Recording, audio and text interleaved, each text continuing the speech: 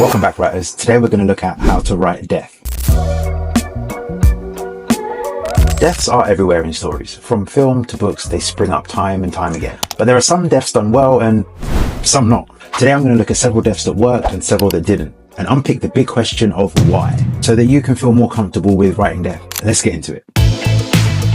So here I'm going to look at two deaths that I'd say work. They are Rue's in Suzanne Collins' Hunger Games, and slightly left of field, Spock's in the Star Trek film Wrath of Khan. So starting with Rue, a feature of a well-written death is the impact it has on the main character. The larger the impact on the MC, the more important the death is narratively. Sometimes writers go wrong with death because although it may have a plot significance, the death doesn't necessarily impact the main character internally. Now Rue's death does shift the plot forward because it results in less competition in the Hunger Games and it loses Katniss an ally. But, and more importantly, it impacts Katniss's internal journey. Katniss is a character all about survival. That's her focus from the moment we meet her, but Rue dying shifts her to being a figure of rebellion. It ignites her hatred of the Capitol and the desire to fight back. The death is a true turning point in Katniss's journey. The transformation that Katniss undergoes is inspired by Rue's death. That importance to the story is key for deaths to work. Deaths need value beyond shock. I've spoken about how everything in a story needs to advance things in a non-trivial way, and deaths are no different. Now, Rue's death occurs around 50 to 60% into the story. Deaths at different moments do different things. Deaths near the beginning act as inciting moments. They start journeys. Mufasa in Lion King, for example. Deaths near the end teach, coldly sometimes, the lesson that the MC needs to learn. Kelsier in The Final Empire by Brandon Sanderson is an example of that. Now, deaths in the middle part of a story usually push MCs in a direction they weren't fully committed to yet. The internal conflict happening within them has them refusing to change. But the death makes them realize that they can't remain like this. They can't remain as who they are. And this is what Rue's death does for Katniss, waking her up to the need to fight the Capitol.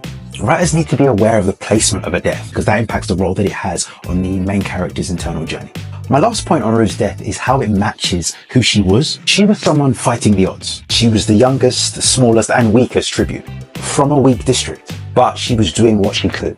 And she dies in that fashion. She hasn't given up. She isn't taking things lying down. She's trying to survive, trying to overcome, push back against the odds that she's been given. And that's Rue's character. Deaths that work capture the essence of a character. Obi-Wan dying to save Luke. That's who he was. Mufasa dying to save Simba. That's who he was. These deaths say something about their characters, something valuable. And we'll see later with deaths that don't work, how their deaths don't represent their characters correctly. Next, we're going to look at Spock in Wrath of Khan. So my first point here is how Spock is an iconic character. And there's a difference when handling the deaths of well-known and much-loved figures. All deaths need value. But with these characters, that is even more imperative. Can't be used as shock value. They, more than other characters, must have a death that lives up to their status. Now, Spock dies saving the Enterprise. Sacrifice. He gets the warp core working but dies in the process. So in terms of the plot, his death is important, which fits the status of the character. But this death shows writers that the best deaths have plot significance, but also... Now, Spock's death comes right near the end of the story. Usually, deaths then teach the protagonist that lesson they need to learn. This story is essentially about Kirk's inability to accept his mortality. He cheats death constantly, even in the face of the no-win scenario. But death can't be escaped. It's part of the human condition. But Kirk isn't prepared to face that realization. Spock's death, however, a sacrifice to save others, teaches Kirk finally that death can't be avoided, and that growing older is a privilege of living, a privilege of being human. Spock's death is vital. It's needed to tell this story. Now lastly, Spock's death represents his character perfectly. There's little fuss prior to it, and the audience don't even realize it's happened. There's no fanfare. This is who Spock is. He comes second. Quote of his character that is whispered several times throughout this film, even as he's dying, is the wants of the many outweigh the wants of the one or the few. And his sacrifice literally embodies that. He dies being completely and utterly him. A great lesson writers can take here, as with Rue, to make the character's death a symbol of them. I always say stories aren't real life. They're exaggerated, faster and compressed. In real life, people get hit by a bus for no reason. But that can't be the same in your stories. My last point about these two characters, Rue and Spock. Audience cares about them dying. When the character's Spock, it is easier to achieve, when done right, obviously. But with Rue, we care about her relationship to Katniss. What I'll say is be aware of who you're killing. Some characters aren't meant to die, meaning that their death won't improve the story.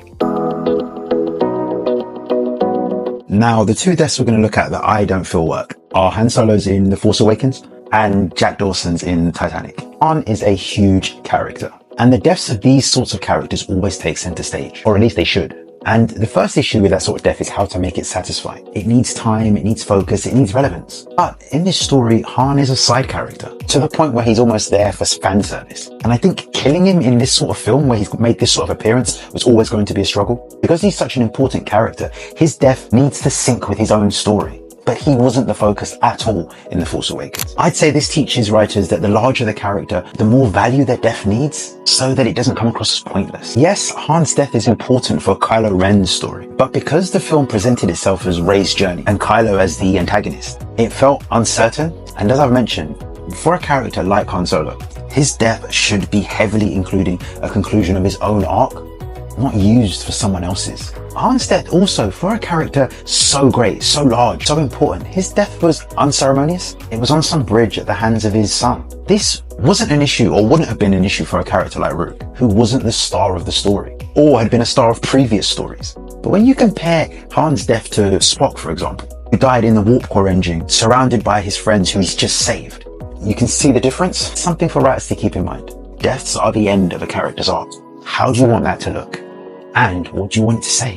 Now, with the deaths that I mentioned previously, there was foreshadowing and build-up. The environment of the Hunger Games and Rue's status and position made her death likely.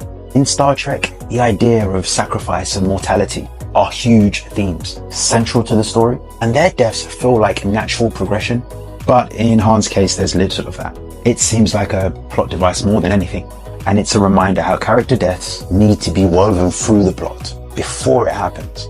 Now, moving on to Jack in Titanic. This does work in the sense of shock. It has value in that sense.